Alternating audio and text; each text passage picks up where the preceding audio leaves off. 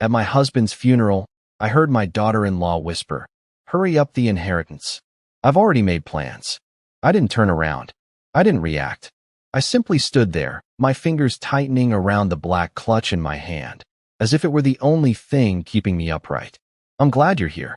Follow my story until the end, and tell me where you're watching from. I want to know how far this story travels, because what happened that day changed everything I thought I knew about my family. My husband's funeral was supposed to be a moment of dignity, a moment of respect, a final goodbye to the man I had spent 42 years building a life with. Instead, it became the moment I realized I had been living among strangers. The chapel was filled with soft organ music and quiet murmurs. White lilies lined the aisle, his favorite. I had made sure of that. Every detail had been carefully arranged, just as he would have wanted. Orderly, respectful, peaceful. I wore the black dress he always said made me look timeless. I even pinned the small silver brooch he gave me on our 25th anniversary. It felt right to carry a piece of him with me, even as I stood there saying goodbye. People came up one by one, offering condolences. Soft voices, gentle touches on my arm, words that blurred together after the first hour. He was a good man. He lived a full life. You're so strong. I nodded. I thanked them. I smiled when it was expected. But I didn't cry. Not because I didn't feel the loss, but because something inside me had gone very still. It happened just after the service ended. The crowd began to thin, breaking into smaller clusters of quiet conversation. My son stood near the front, shaking hands with colleagues. His posture was stiff, rehearsed, like he was playing a role he hadn't quite learned yet. And my daughter-in-law, she stood a few feet behind him, dressed in black, her posture elegant, her expression carefully composed. To anyone else, she looked like the perfect grieving wife supporting her husband. But I noticed something others wouldn't. She wasn't looking at the casket. She wasn't looking at my son. She was looking at people, watching, measuring, calculating. I stepped aside, moving toward the side hallway for a moment of quiet. The air there felt cooler, away from the weight of whispered condolences. That's when I heard her. Her voice was low, controlled, meant to be private, but not private enough. "Hurry up the inheritance. I've already made plans." There was a soft pause, then a faint, almost amused exhale. I'm not waiting months for this to drag out. My heart didn't shatter. It didn't race. It didn't even hurt in the way I expected grief to hurt. It just settled, like a final piece of a puzzle clicking into place. I didn't step forward. I didn't confront her. Instead, I turned slightly, just enough to see her reflection in the polished glass of a framed photo on the wall. She was standing with her phone in hand, her head tilted slightly, her expression calm. Not grieving, not even pretending anymore, just impatient. In that moment, something shifted inside me. Not anger, not sadness, clarity. Because suddenly, the past few years began to rearrange themselves in my mind. Every small comment, every subtle exclusion, every time I had felt slightly out of place in my own family. It hadn't been accidental. And now, standing there at my husband's funeral, I realized something else. She wasn't the only one who knew exactly what she was doing. I just hadn't been paying attention. Until now. And what she didn't know, what none of them knew, was that my husband had never been a careless man, especially when it came to protecting what mattered most. I adjusted my brooch, took a slow breath, and walked back into the room as if nothing had happened. Because some truths are far more powerful when revealed at the right time. I walked back into the chapel as if I hadn't heard a thing. My heels clicked softly against the marble floor. Measured, steady, controlled. The same way I had walked beside my husband at every formal event for over 4 decades. No one noticed anything different about me. Why would they? To them, I was just a widow. A grieving woman holding herself together better than expected. I returned to my place near the front, where the casket still rested beneath the soft glow of overhead lights. The white lilies surrounded it like a quiet promise of peace. But peace was not what I felt. Not anymore. People continued to approach me. They spoke gently, carefully. "I'm so sorry for your loss. He meant so much to all of us. You're handling this so well." I nodded at the right moments. I thanked them when I was supposed to. But their voices sounded distant now, like they were coming from another room. Because my mind was no longer in the present. It had started moving backward, replaying things. Small things I had once dismissed. Tiny moments that hadn't felt important at the time. Now they felt precise, calculated. I glanced across the room. My daughter-in-law was standing near a group of guests, her hand resting lightly on my son's arm. She leaned in slightly when she spoke, her expression soft, composed, almost tender. Anyone watching would think she was supporting him. But I noticed something else. Her eyes. They weren't soft. They were alert, focused. Every now and then, she would glance toward me. Not long enough to be obvious, just a fraction of a second. Then she'd look away again, continuing her conversation as if nothing had happened. As if she hadn't just spoken about my husband's inheritance, like it was a delayed transaction. My son followed her lead without question. He laughed when she laughed. He nodded when she spoke. At one point, he looked over at me. Our eyes met. For just a second, there was something there, something uncertain. But it disappeared almost immediately. He looked away first. That was when I felt it. Not grief. Not anger. Distance. A quiet, unmistakable distance. I turned back to the casket. The polished wood reflected the soft light above, smooth and untouched. Inside, my husband looked exactly as he always had in moments of rest. Calm, composed, as if he might open his eyes at any second and tell me everything would be all right. For 42 years, he had been the one who noticed things before I did. The one who read people better. The one who would squeeze my hand under the table when something felt off. You don't have to say anything, he used to tell me. I already see it. I used to rely on that. I didn't have to question people. I didn't have to analyze every glance, every word, because he did it for both of us. And now, I was standing here alone, seeing everything for the first time, too clearly. A soft laugh echoed from behind me. I didn't need to turn around to know who it belonged to. It didn't sound loud. It wasn't inappropriate. In fact, to anyone else, it would have seemed completely normal. A quiet moment of relief after a long, emotional ceremony. But to me, it didn't belong here. Not today. Not like this. I adjusted the sleeve of my dress slowly, smoothing the fabric as if that small action could steady something inside me. The truth was beginning to take shape. Not in a dramatic way. Not all at once. But piece by piece. And the more I stood there, surrounded by flowers and polite condolences, the more I realized something unsettling. This funeral was not the beginning of my loss.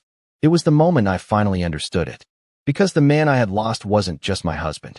He had been the last barrier between me and the people who were already planning their next move. The reception hall was only a short drive from the chapel. I sat in the back seat of my son's car, my hands folded neatly in my lap, watching the city pass by through the window. Familiar streets, familiar buildings. Everything looked the same, but nothing felt the same anymore. No one spoke during the drive. My son kept his eyes on the road, both hands gripping the steering wheel a little tighter than necessary. My daughter-in-law scrolled through her phone beside him, her expression calm, detached, as if we were heading to a business lunch instead of a memorial gathering. I didn't interrupt the silence. There was nothing left to ask. When we arrived, the parking lot was already filling with cars.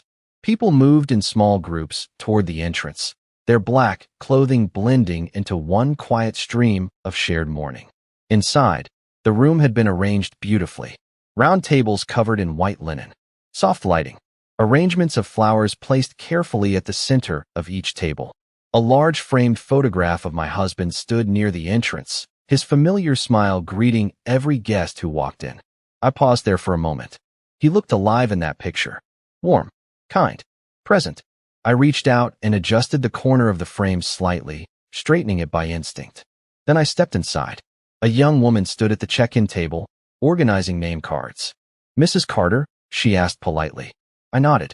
She smiled and handed me a small, elegant card. "Here you are." I took it without thinking. But when I looked down, my hand stopped. For a second, I thought I had misread it. That perhaps the lighting was off. That maybe it belonged to someone else. But no, the letters were clear, carefully written in smooth, deliberate script. The one who holds the estate. I stood there, the card still in my hand, my fingers tightening slightly around its edges. It wasn't loud. It wasn't vulgar. To anyone else, it might have even sounded respectful. But I knew better. This wasn't a title. It was a label, a reminder, a quiet way of reducing me to a role. Not a wife who had just lost her husband. Not a mother. Not even a person. Just the one standing between them and everything they wanted. "Is everything all right?" the young woman asked gently, noticing my pause. I forced a small smile. There must be some mistake, I said softly. She leaned over, checking the remaining cards. Her expression shifted slightly. Confusion, then hesitation. Oh, I'm not sure. This is the only one under your name. It's fine, I replied, before she could say anything more. I pinned the card to my dress, right above the brooch my husband had given me. The contrast didn't go unnoticed. Then I walked further into the room. Conversations floated through the air. Soft, polite, controlled. But now that I was listening, really listening, I could hear the undertones. Did you see her tag? I heard she's the one managing everything now. Well, someone has to take charge. I kept walking, step by step, until I reached the table assigned to me. My son spotted me from across the room and raised his hand slightly. Mom, he called, motioning me over. His voice was careful, measured, the way people speak when they're trying not to disturb something fragile. I approached the table. My daughter-in-law was already seated. She looked up at me, her eyes briefly scanning the card pinned to my chest. And then, she smiled. Not warmly, not kindly, but knowingly. Oh, you found your seat, she said lightly. Her tone was smooth, almost pleasant, but there was something beneath it, something sharp. I thought that title suited you, she added, adjusting her napkin with slow precision. It's accurate, after all. There it was. No misunderstanding. No accident. No mistake. I pulled out my chair and sat down slowly, across from them, at the same table where people would soon raise glasses in memory of the man I had loved for most of my life. I see, I said quietly. My voice didn't shake. I didn't look away, because in that moment, I finally understood. The whisper at the funeral, the silence in the car, the name card, the way she was watching me now. It was never subtle. I had just chosen not to see it. And now that I did, there was no going back. I reached for the glass of water in front of me, my fingers steady, because something inside me had shifted again. Not into anger, not yet, but into something far more dangerous. Awareness. And once you truly see people for who they are, you can't unsee them, no matter how much you might wish to. I've always believed that family gatherings were meant to bring people closer. That was how my husband saw them. And for many years, I saw them the same way. I remember the first time we hosted Thanksgiving in this family. The house was smaller back then. The dining table barely fit 6 people, so we had to bring in an extra folding table from the garage. The chairs didn't match. The plates weren't part of a set.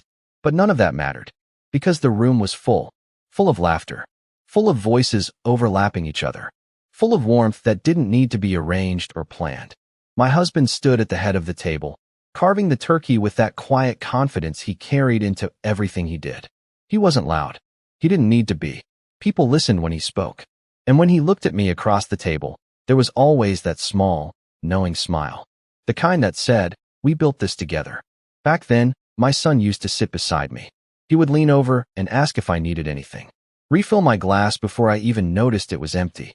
Stay behind after everyone left to help clean up, even when I told him not to. He was thoughtful, present, still mine. And when he met her, I remember wanting to believe she would become part of that warmth. She was charming at first, careful with her words, attentive in a way that felt almost rehearsed, but I told myself that was just nerves. People often try too hard when they want to be accepted. I welcomed her anyway. I showed her where everything was in the kitchen. I gave her recipes my mother had passed down to me. I even handed her the responsibility of hosting Christmas one year, thinking it would make her feel included. She smiled. She thanked me. She called me Mom. At the time, it sounded sincere. But looking back now, there were moments, small ones, easy to overlook.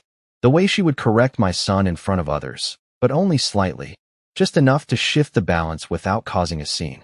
The way conversations would pause when I entered the room, then resume in a different tone. The way decisions started being made without me, even in my own home. I remember one Christmas in particular. I had spent the entire morning preparing dinner. The house smelled of roasted herbs and cinnamon. The table was set carefully, just the way I had always done it. When everyone arrived, she walked in carrying a store-bought dessert. Nothing unusual about that. Except, she placed it at the center of the table, right where my homemade pie had always been. Oh, I thought we'd try something new this year, she said lightly. Everyone agreed. No one looked at me. Not even my son. It was such a small moment. So easy to dismiss. So easy to explain away. And I did. Over and over again. I told myself, she's just adjusting. They're building their own traditions. This is what families do as they grow.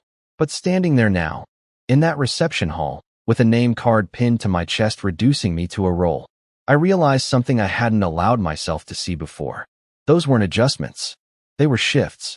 Careful, gradual, intentional. Like furniture being moved inch by inch until one day, you wake up and realize you no longer recognize the room. I looked across the table again. My son was speaking to someone beside him, his voice low, his expression neutral.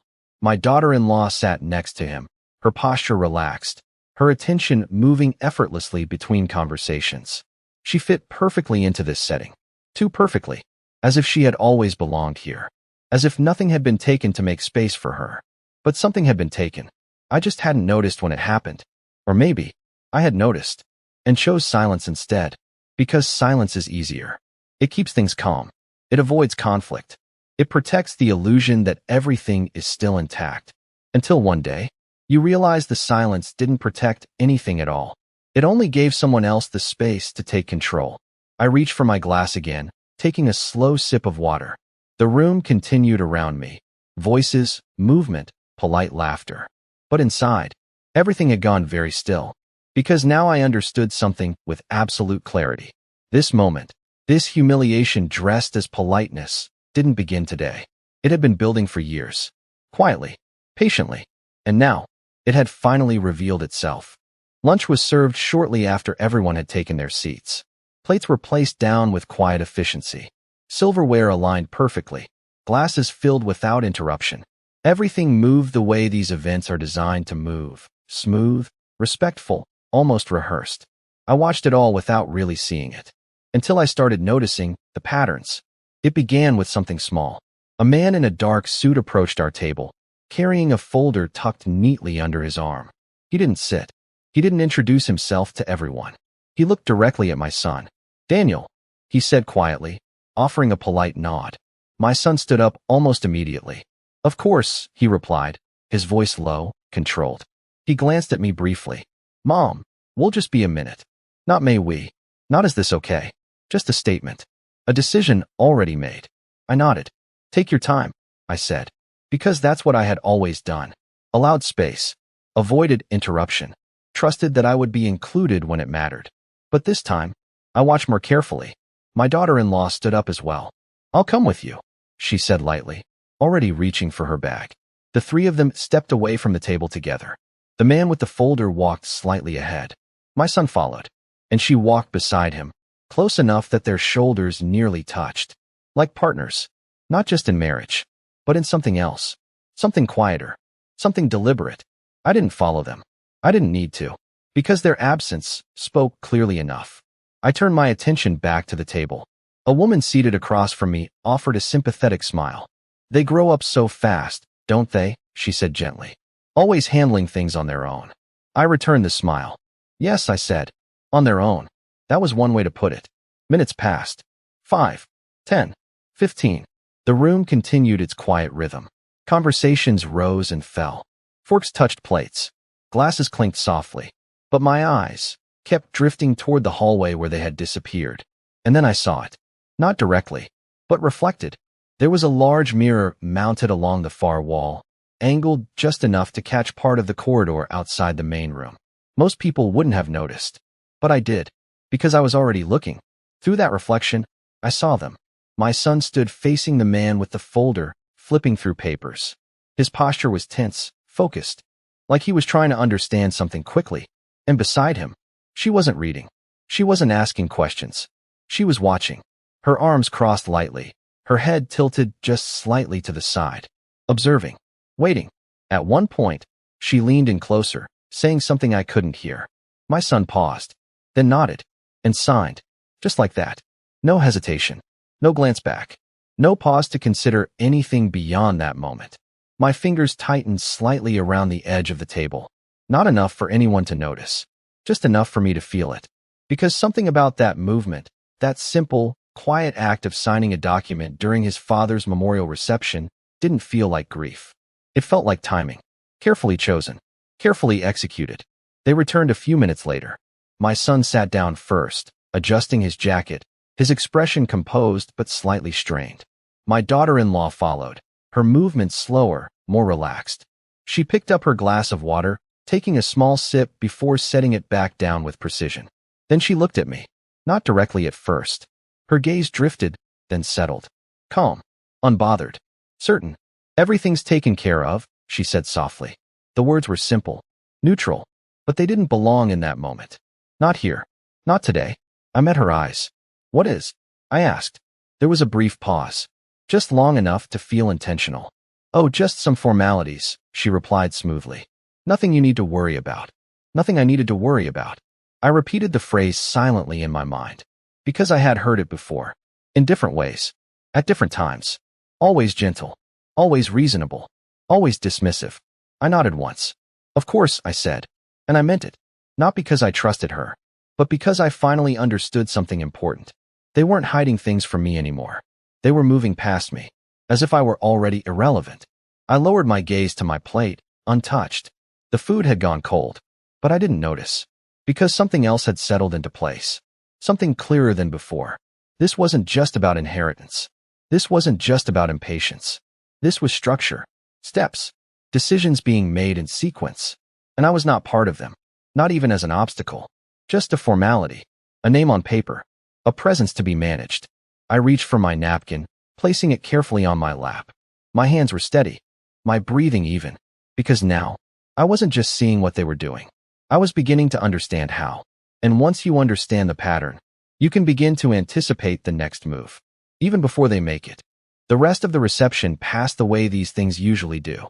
Quiet conversations, polite smiles, people leaving one by one, each offering a final word, a final glance, a final touch on the arm. I'll call you. Take care of yourself. You're not alone.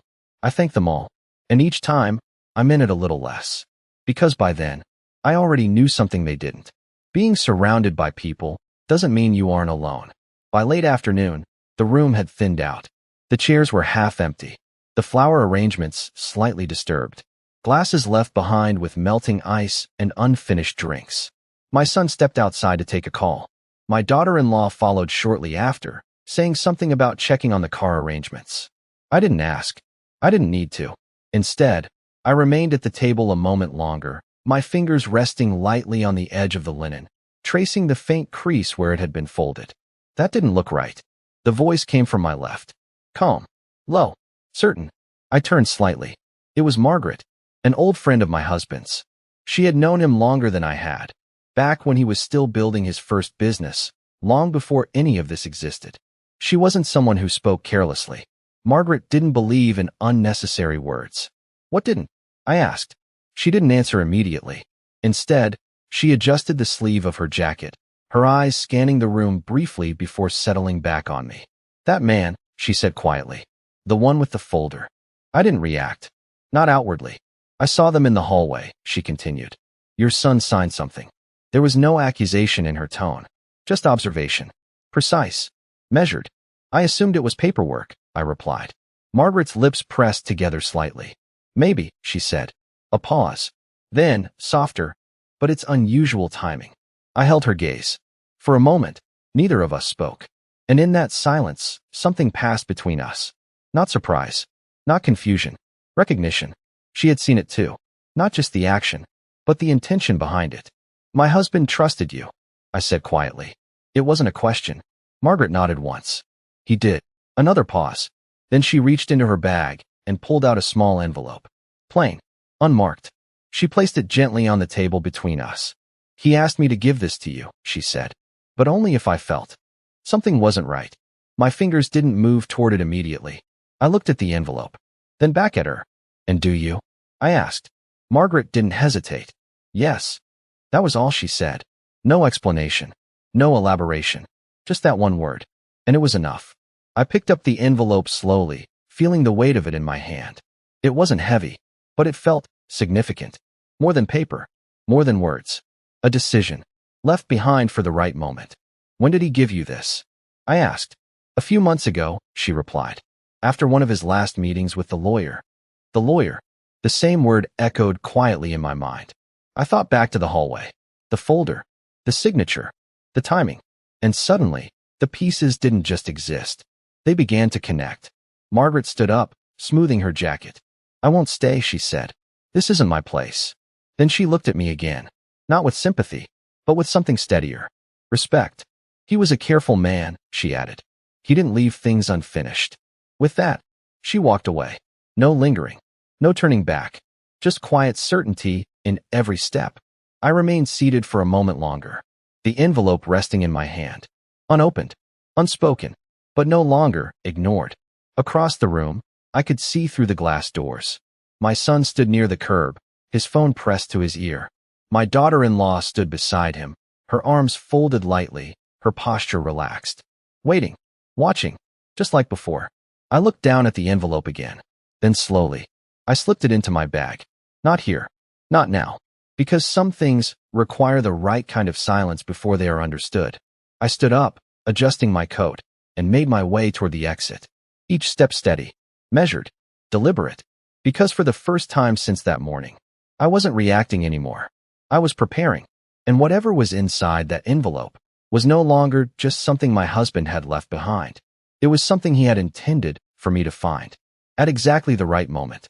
The drive home was quiet. Not the kind of silence that feels respectful. Not the kind that comes from shared grief. This was different. It was functional. My son drove.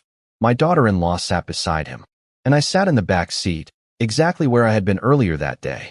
But something had changed. Not outside. Everything looked the same. The same streets, the same passing lights, the same familiar turns we had taken for years. But inside, I was no longer watching without understanding. I was noticing, measuring, placing things where they belonged. My daughter-in-law spoke first. We should probably schedule a meeting this week, she said, her tone light, almost casual. Just to go over everything properly. Everything. The word lingered. My son nodded. Yeah, that makes sense. He didn't turn around. Didn't ask me. Didn't include me in the sentence. Just agreed. As if the decision had already been made somewhere else. I looked out the window. Streetlights passed in slow intervals, each one casting brief shadows across the inside of the car. Of course, I said softly. My voice fit neatly into the space they had left for it. No resistance. No interruption. That seemed to satisfy her. She relaxed slightly in her seat, one hand resting casually near the center console. Good, she replied. The sooner we handle things, the easier it'll be for everyone. Easier. I repeated the word silently, because I was beginning to understand what it meant. Not easier for me. Not easier for grief. Easier for process. For movement. For transition. For them. We pulled into the driveway just as the last of the daylight disappeared. The house stood exactly as I had left it that morning. Still. Silent. Unchanged. But as I stepped inside, it didn't feel like home. It felt like a space waiting to be reorganized. My daughter-in-law walked in behind me, already slipping off her shoes, her movements comfortable, familiar. Too familiar. I'll make some tea, she said, heading toward the kitchen without asking. I watched her go, the way she moved through the space, the way she opened cabinets without hesitation, the way she reached for things as if they already belonged to her. My son followed, loosening his tie. I'll just check a few emails, he muttered, disappearing into the study. Of course he would. That had become his pattern. Step away. Stay neutral. Let her lead. I remained in the entryway for a moment longer, my hand resting lightly on the strap of my bag, the envelope still inside, unopened, but no longer distant. I walked slowly toward the living room, each step deliberate, each movement quiet.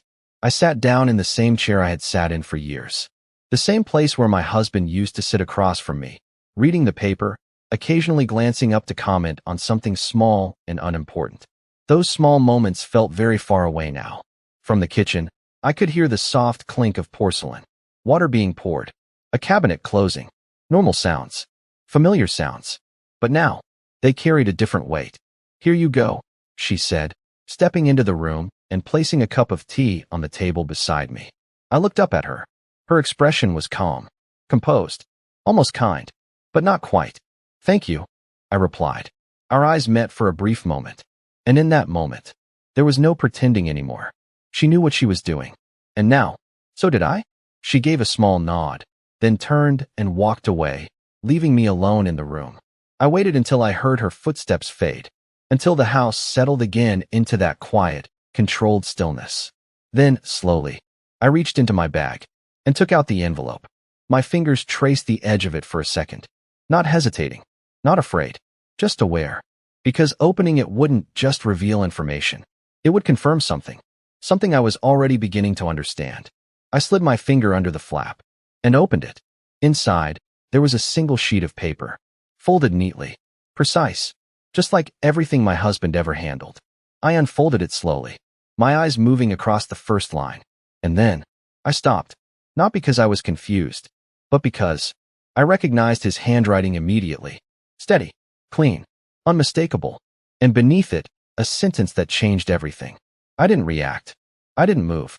I just sat there, reading it again, letting each word settle exactly where it needed to.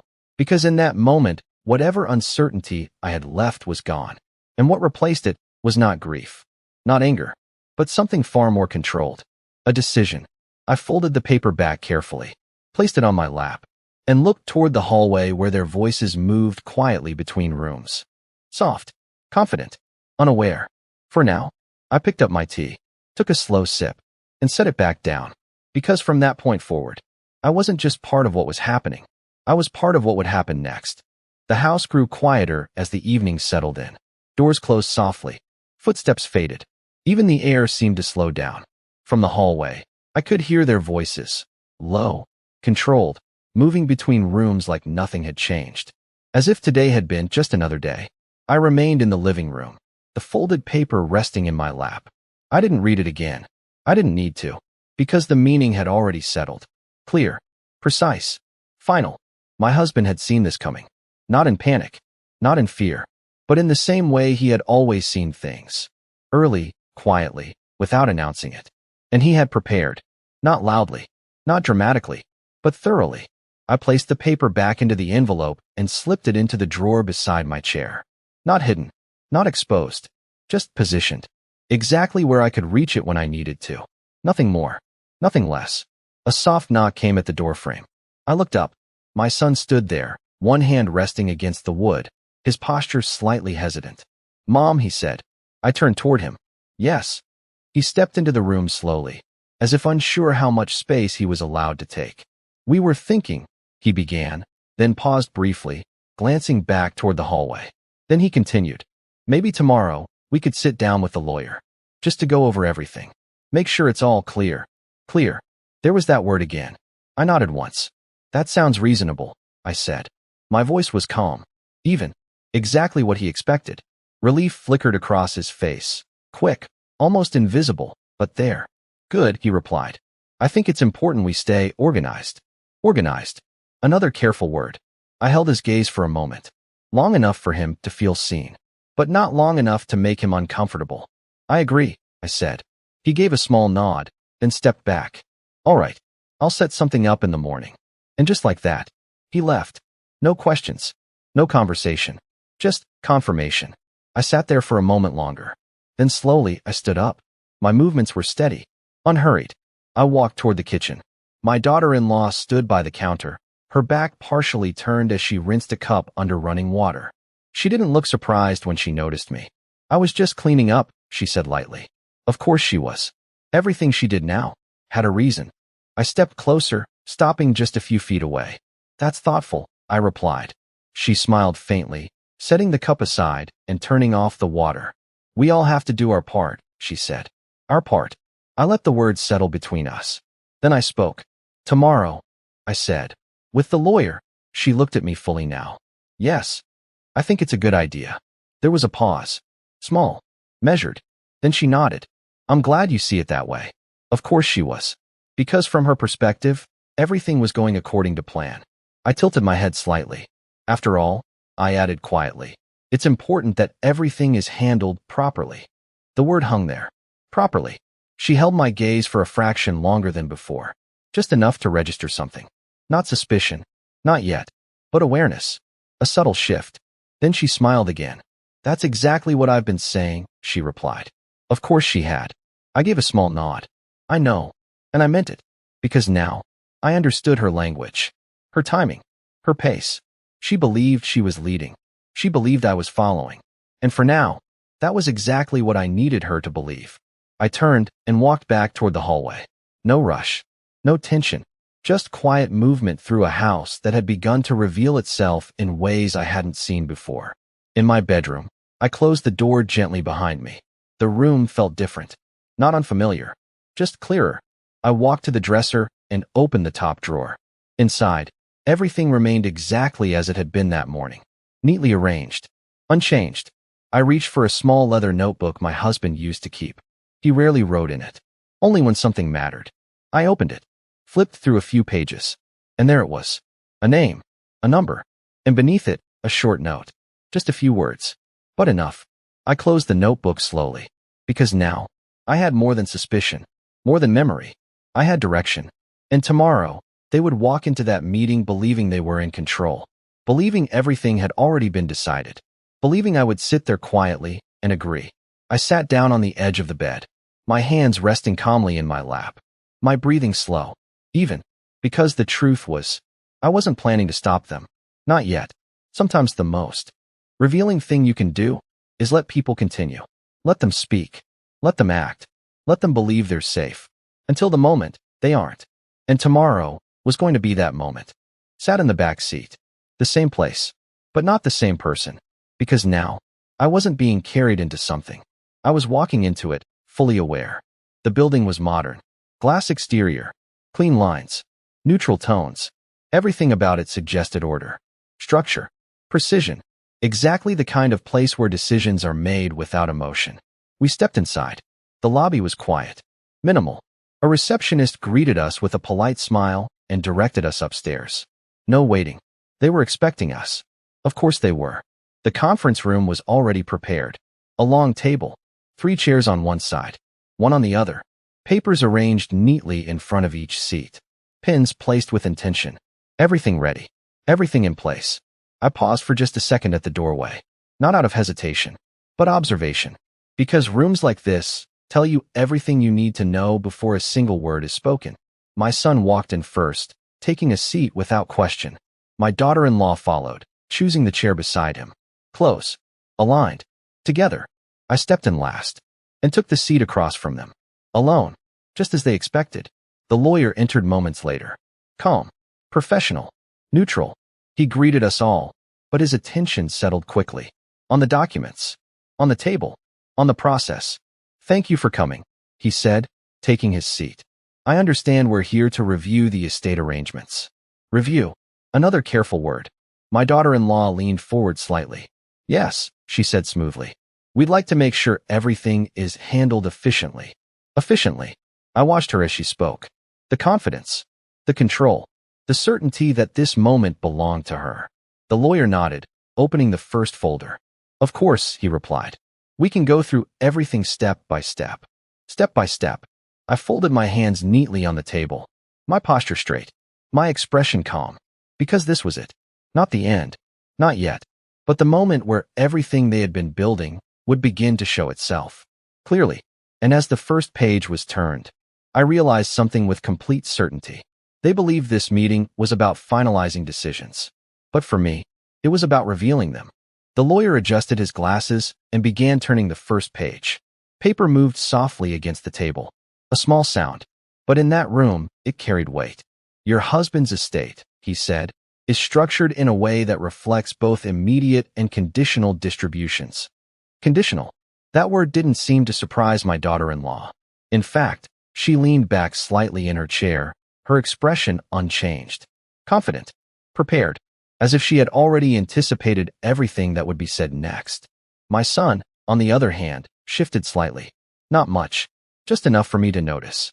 The lawyer continued. There are standard allocations, he said, tapping lightly on the document. And then, there are specific clauses your husband added in the final revision. Final revision. That caught her attention. Not visibly, but subtly. A fraction of a second where her fingers paused against the edge of the table. Then stillness again. Let's begin with the general overview, the lawyer said. He spoke calmly, methodically, explaining assets, accounts, properties, numbers, figures, everything laid out clearly. And through it all, she listened. Not emotionally, not personally, but strategically. Her eyes didn't linger on the memories tied to those assets. They moved with the numbers, the outcomes, the positioning. At one point, she leaned slightly toward my son and whispered something. He nodded. Again, without question, without hesitation. The same pattern. Repeated. Then the lawyer turned another page. This, he said, is where things differ from a standard arrangement. The room shifted. Not dramatically, just enough. A quiet tightening of attention. My daughter-in-law straightened slightly. My son looked up, and I remained still, because I already knew. This section outlines a protective clause, the lawyer continued. One that your husband insisted be included after his last consultation. Protective. Another word. Carefully chosen. What kind of clause? My daughter-in-law asked. Her tone was neutral, polite, but there was something beneath it now. Something sharper. The lawyer glanced down at the page, then back up. It states that any individual who attempts to accelerate, manipulate, or pressure the distribution of the estate may forfeit their claim entirely. Silence. Not long, but complete. The kind of silence that doesn't need explanation. My son blinked. Once. Then again, as if processing something that didn't quite fit. My daughter-in-law didn't move. Not at first. Her posture remained composed, controlled, but her eyes shifted, just slightly, toward the documents. Toward the words she hadn't expected. That seems unusual, she said after a moment. Her voice was steady, careful. The lawyer nodded. It's not common, he admitted, but not unheard of. He paused briefly, then added, your husband was very clear about his intentions. Intentions. The words settled heavily in the room. Because suddenly, this wasn't just about structure or legality. It was about awareness, foresight, preparation. I reached forward slowly, my fingers resting lightly on the edge of the document in front of me. Not claiming it. Not yet. Just acknowledging it. And how is that determined? I asked quietly. How would someone be considered in violation of that clause? The lawyer turned toward me. Direct. Professional. It would require evidence, he said. Statements. Actions. Timing. Any indication that the process was being influenced improperly. Evidence. I nodded once. Of course. My daughter-in-law shifted in her seat. Not enough for anyone else to notice, but enough for me, because I had spent years watching small movements, small signals, small cracks. And who decides that? She asked. Still calm, still controlled. But now, there was a question beneath the question. The lawyer answered without hesitation. Ultimately, the executor of the estate. He paused, then looked down at the document again. And according to this, another page turned. Your husband appointed that role very specifically. My son leaned forward. Who? He asked. The lawyer looked up, and for the first time, his attention didn't go to my son, or to her. It came to me, directly. Your mother, he said. Silence again. But this time, it was different. Heavier. More defined. Because now, the structure had shifted. Not subtly, not gradually, but completely. I didn't react. Not outwardly. I simply held the lawyer's gaze for a moment, then gave a small nod, as if this were just another detail. Another piece of information. Nothing more. But across the table, I could feel it. The change. The recalculation. The quiet realization that something they thought was already settled was no longer within their control. My daughter-in-law's hands rested still on the table. Too still. My son looked between us. Confused. Uncertain. And in that moment, without raising my voice, without making a scene, without saying anything more than necessary, I understood something clearly. The room hadn't turned against them. It had simply stopped belonging to them. No one spoke for a moment. Not the lawyer. Not my son.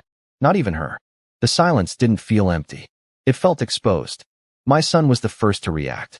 He leaned back slightly in his chair, his brows pulling together as he looked from the lawyer to me. Mom, he said. Just one word.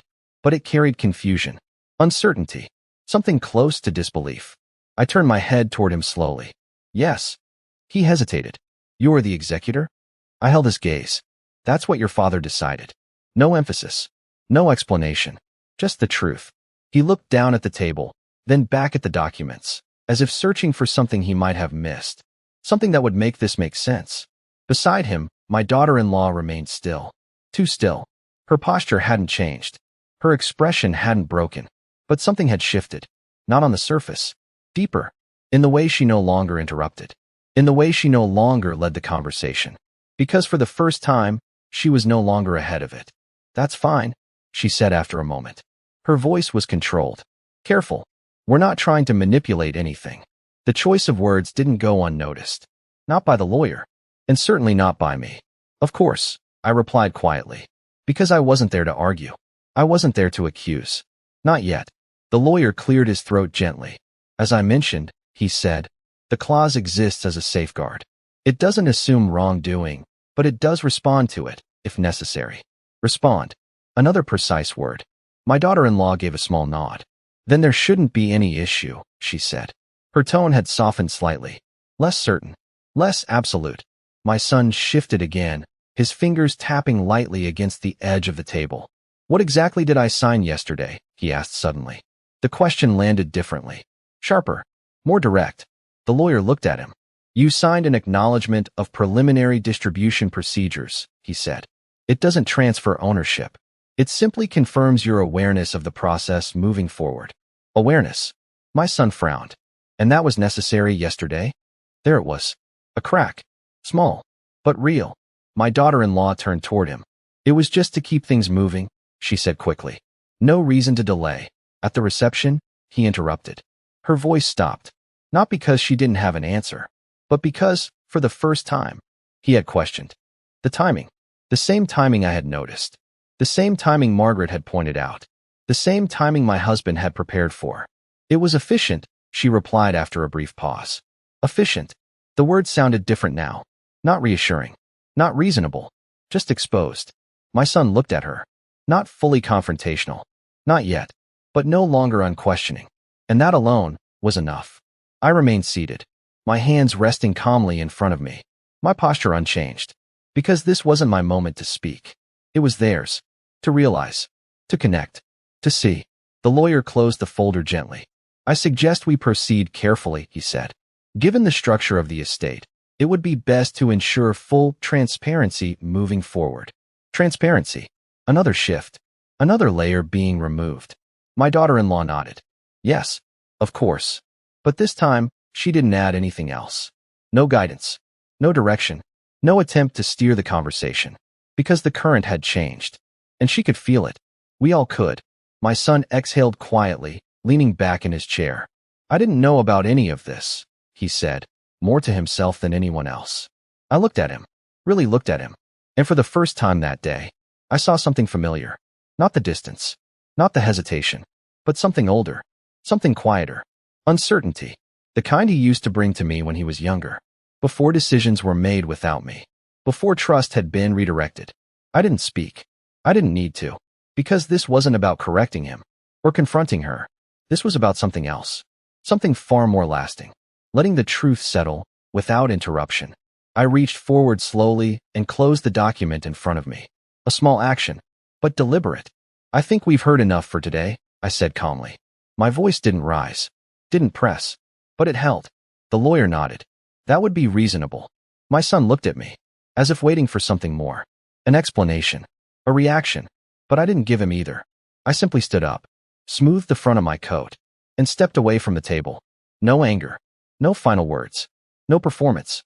Just movement. Quiet. Certain. Because sometimes the strongest position you can take is the one where you don't have to prove anything at all. And as I walked toward the door, I didn't look back. Not at my son. Not at her. Not at the documents they thought would define everything. Because they didn't. Not anymore. What defined everything now was already clear. And for the first time since the funeral, I wasn't the one being managed. I was the one deciding what happened next. I didn't go straight home after leaving the lawyer's office. I walked. Not far. Just enough to let the air settle around me. The city moved the same way it always had. Cars passing, people talking, doors opening and closing. Life continuing without pause. It felt distant. Not because I didn't belong in it, but because I was no longer standing in the same place I had been before. For the first time in a long time. I wasn't reacting. I wasn't adjusting.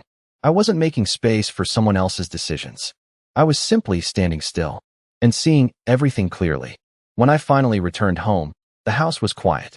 No voices. No movement. Just the faint echo of absence. I stepped inside and closed the door behind me gently. The sound carried through the hallway, soft but certain. For a moment, I stood there. The same place I had stood the night before. But it felt different now. Not unfamiliar. Just resolved. I walked into the living room. The chair was still there. The one I had sat in. The drawer beside it slightly open. Exactly as I had left it. I moved toward it slowly and pulled it open.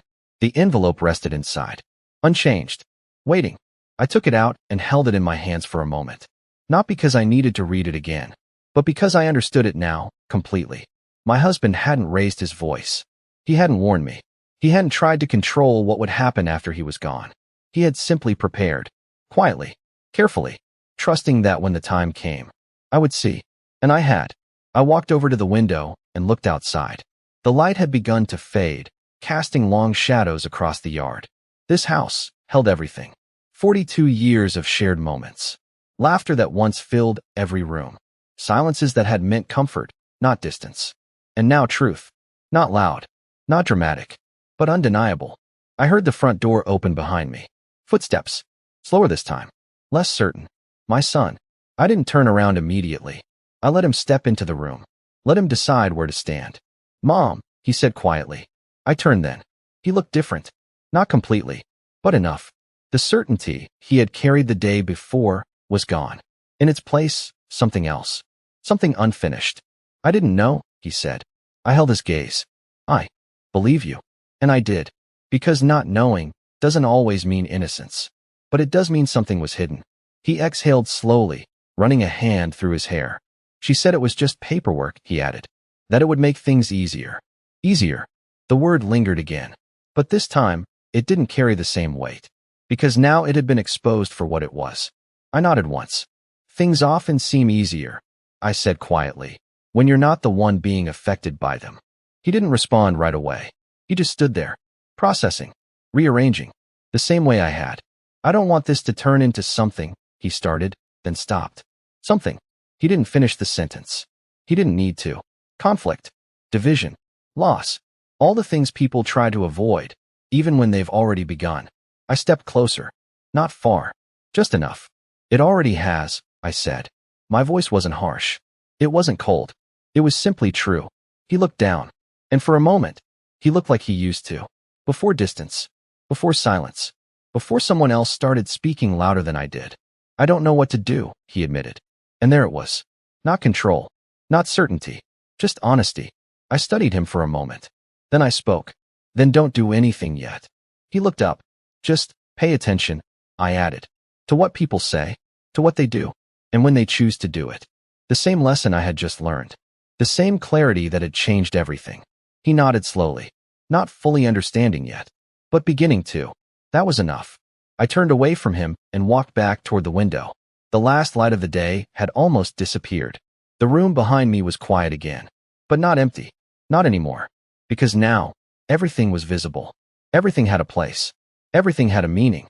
I heard her, I said finally. His voice didn't come immediately. What, he asked. I didn't turn. At the funeral, I continued. In the hallway. A pause. Longer this time. Then silence. Not confusion. Not denial. Just silence. Because some truths don't need to be explained. They just need to be heard. I see, he said quietly. And that was all. No defense. No excuse. Just acknowledgement. I closed my eyes for a brief moment. Not out of exhaustion, but out of completion. Because the circle had closed. From that whisper to this moment. From not knowing to understanding everything. I opened my eyes again and looked out into the fading light. They thought I was grieving, I said softly. A pause. Then, I was remembering. Not just the past. Not just the love. But every detail that had led to this. Every silence. Every shift. Every moment I chose not to see, until I had to. Behind me, I could hear him breathe. Still there. Still listening. But no longer in control of the story. Because that part was no longer his. And it certainly was never hers. I reached up and adjusted the small silver brooch on my dress. The one he had given me all those years ago. It caught the last bit of light and held it. Just long enough to be seen. Then I let my hand fall back to my side. Calm. Steady. Certain. Because in the end, they didn't take anything from me. They revealed themselves. And sometimes, that's the only inheritance that truly matters.